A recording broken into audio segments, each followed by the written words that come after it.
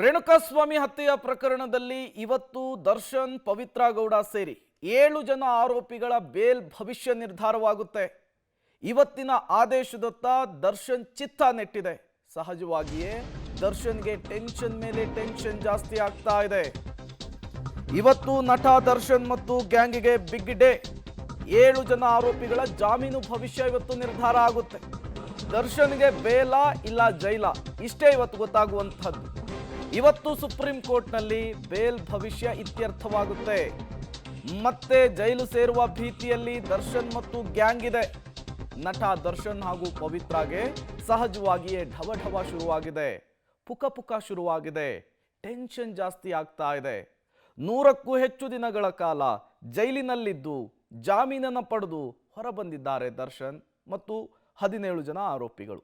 ಈಗ ಅವರ ಪೈಕಿ 7 ಜನರ ಜಾಮೀನನ್ನು ರದ್ದು ಮಾಡಬೇಕು ಅಂಥೇಳಿ ರಾಜ್ಯ ಸರ್ಕಾರ ಸುಪ್ರೀಂ ಕೋರ್ಟ್ಗೆ ಮೇಲ್ಮನವಿಯನ್ನು ಸಲ್ಲಿಸಿತ್ತು.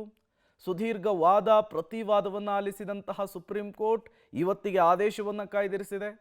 10:30ಕ್ಕೆ ಬಹುತೇಕ ಆದೇಶ ಪ್ರಕಟವಾಗುವಂತಹ ಸಾಧ್ಯತೆ ಇದೆ.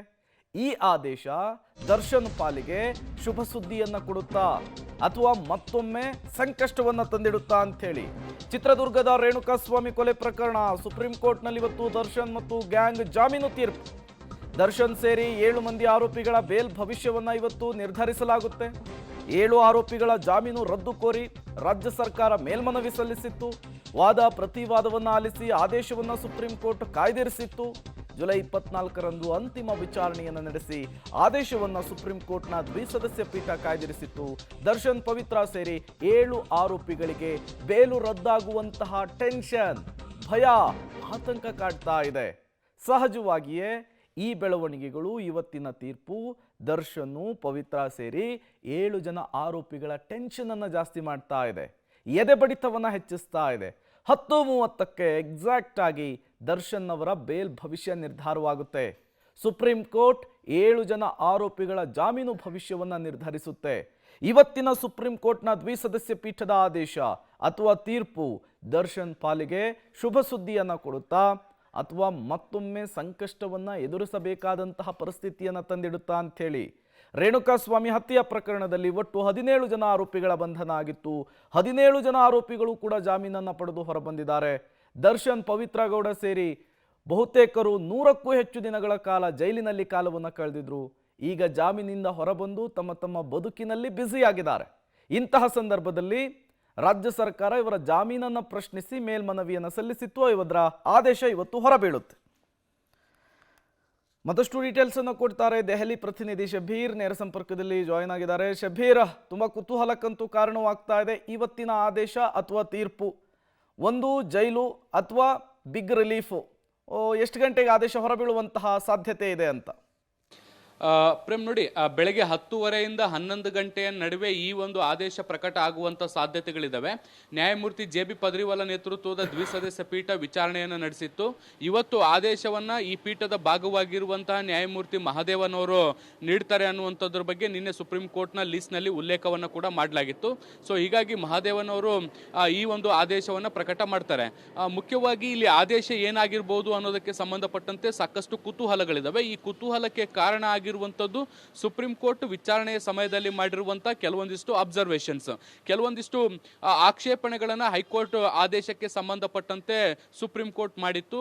ನಟ ದರ್ಶನ್ ಸೇರಿದಂತೆ 7 ಆರೋಪಿಗಳಿಗೆ ಈ ಒಂದು ಜಾಮೀನನ್ನು ಕೊಡಲಿಕ್ಕೆ ಹೇಗೆ ಸಾಧ್ಯ ಅನ್ನುವಂಥ ನಿಟ್ಟಿನಲ್ಲಿ ಪ್ರಶ್ನೆಯನ್ನು ಮಾಡಿತ್ತು. ಮತ್ತೆ ಜಾಮೀನು ಕೊಡಲಿಕ್ಕೆ ಸಾಧ್ಯ ಇಲ್ಲ ಇಂಥ ಪ್ರಕರಣಗಳಲ್ಲಿ, ಹೈಕೋರ್ಟ್ ಜಾಮೀನು ನೀಡಲೇಬೇಕು ಅನ್ನುವಂಥ ಉದ್ದೇಶವನ್ನು ಇಟ್ಕೊಂಡು ಈ ಒಂದು ಆದೇಶವನ್ನು ನೀಡದಂತೆ ಕಾಣಿಸ್ತಾ ಇದೆ ಅನ್ನುವಂಥ ನಿಟ್ಟಿನಲ್ಲಿ ತನ್ನ ಭಿನ್ನಾಭಿಪ್ರಾಯವನ್ನು ಕೂಡ ವ್ಯಕ್ತಪಡಿಸಿತ್ತು. ಸೊ ಹೀಗಾಗಿ ಈ ಒಂದು ಅಂತಿಮ ತೀರ್ಪಿನಲ್ಲಿ ಯಾವ ರೀತಿಯಾದಂತಹ ತೀರ್ಪು ಬರ್ಬೋದು ಅನ್ನುವಂತಹ ಒಂದಿಷ್ಟು ಲೆಕ್ಕಾಚಾರಗಳು ನಡೀತಾ ಇದ್ದಾವೆ. ನೋಡಿ, ಸುಪ್ರೀಂ ಕೋರ್ಟ್ ಅಬ್ಸರ್ವೇಷನ್ ಅಲ್ಲಿ ಏನೇ ಹೇಳಿದ್ರು ಕೂಡ ಆದೇಶದಲ್ಲಿ ಅದಕ್ಕೆ ಪೂರಕವಾದಂತಹ ಅಂಶಗಳು ಇರ್ತಾವ ಅನ್ನುವಂಥದ್ರ ನಾವು ವಿಶ್ಲೇಷಣೆಯನ್ನು ಮಾಡ್ತಾ ಹೋದ್ರೆ ಆ ರೀತಿಯಾಗಿ ಕೆಲವೊಂದಿಷ್ಟು ಸಾಧ್ಯತೆಗಳು ಕಡಿಮೆ. ಯಾಕೆಂದ್ರೆ ಅಬ್ಸರ್ವೇಷನ್ ಅಲ್ಲಿ ಸುಪ್ರೀಂ ಕೋರ್ಟ್ ಹೇಳುವಂತ ಕೆಲವೊಂದಿಷ್ಟು ಅಂಶಗಳು ಅಂತಿಮವಾದಂತಹ ಆದೇಶದಲ್ಲಿ ಇರಲಿಕ್ಕೆ ಸಾಧ್ಯ ಇಲ್ಲ. ಯಾಕೆಂದ್ರೆ ಸುಪ್ರೀಂ ಕೋರ್ಟ್ ವಿಚಾರಣೆ ನಡೆಸಬೇಕಾದಂತ ಸಂದರ್ಭದಲ್ಲಿ ಮಾಹಿತಿ ರೀತಿಯ ಪಡೆಯುವಂತ ಉದ್ದೇಶದಿಂದ ಕೆಲವೊಂದಿಷ್ಟು ಭಿನ್ನಾಭಿಪ್ರಾಯಗಳನ್ನ, ಆಕ್ಷೇಪಣೆಗಳನ್ನ, ಪ್ರಶ್ನೆಗಳನ್ನ ಎತ್ತುವಂತ ಕೆಲಸವನ್ನ ಮಾಡಿರುತ್ತೆ. ಅದಕ್ಕೆ ವಕೀಲರು ಕೂಡ ಉತ್ತರವನ್ನ ಕೊಡಬೇಕಾಗತ್ತೆ. ಸೊ ಈಗ ನಟ ದರ್ಶನ್ ಸೇರಿದಂತೆ ಪವಿತ್ರ ಗೌಡ ಮತ್ತೆ ಇತರೆ ಆರೋಪಿಗಳೇನಿದ್ದಾರೆ ಅವರ ಪರ ವಕೀಲರು ಕೂಡ ಸಾಕಷ್ಟು ವಾದವನ್ನ ಮಂಡಿಸಿದ್ದಾರೆ. ಲಿಖಿತ ರೂಪದಲ್ಲಿ ವಾದವನ್ನ ಕೂಡ ಸಲ್ಲಿಕೆ ಮಾಡಿರುವಂತದ್ದು. ಈ ಕಡೆ ಬೆಂಗಳೂರು ನಗರ ಪೊಲೀಸರ ಪರವಾಗಿ ಕೂಡ ವಕೀಲರು ಒಂದಿಷ್ಟು ಲಿಖಿತ ವಾದವನ್ನ ಕೂಡ ಸಲ್ಲಿಕೆ ಮಾಡಿದ್ದಾರೆ. ಸುಮಾರು 2 ಗಂಟೆಗಳ ಕಾಲ ಸುದೀರ್ಘವಾದಂತಹ ವಾದವನ್ನು ಕೂಡ ಕೋರ್ಟ್ ಹಾಲ್ ನಲ್ಲಿ ಮಂಡಿಸಿದ್ರು. ಸೊ ಹಿಂಗಾಗಿ ವಾದ ಮತ್ತೆ ಪ್ರತಿವಾದವನ್ನು ಆಲಿಸಿದ ಬಳಿಕ ಸುಪ್ರೀಂ ಕೋರ್ಟ್ಗೆ ಇದ್ದಂತ ಕೆಲವು ಪ್ರಶ್ನೆಗಳೇನಿದ್ವು ಆ ಪ್ರಶ್ನೆಗಳಿಗೆ ಉತ್ತರ ದೊರಕಿದೆಯಾ ಅನ್ನೋದಕ್ಕೆ ಸಂಬಂಧಪಟ್ಟಂತೆ ಇವತ್ತು ಒಂದಷ್ಟು ಉತ್ತರಗಳು ಸಿಗಬಹುದು. ಆ ಉತ್ತರಕ್ಕೆ ಪೂರಕವಾದಂತಹ ಆದೇಶವು ಕೂಡ ಪ್ರಕಟ ಆಗುವಂತ ಸಾಧ್ಯತೆಗಳನ್ನು ನಿರೀಕ್ಷೆ ಮಾಡಬಹುದು. ಒಂದು ವೇಳೆ ಜಾಮೀನು ರದ್ದಾದ್ರೆ ಮುಂದಿನ 1 ವಾರಗಳ ಕಾಲ ಸಮಯಾವಕಾಶವನ್ನ ನಟ ದರ್ಶನ್ ಸೇರಿದಂತೆ ಉಳಿದ ಆರೋಪಿಗಳಿಗೆ ಕೊಡುವಂತ ಸಾಧ್ಯತೆಗಳಿದೆ.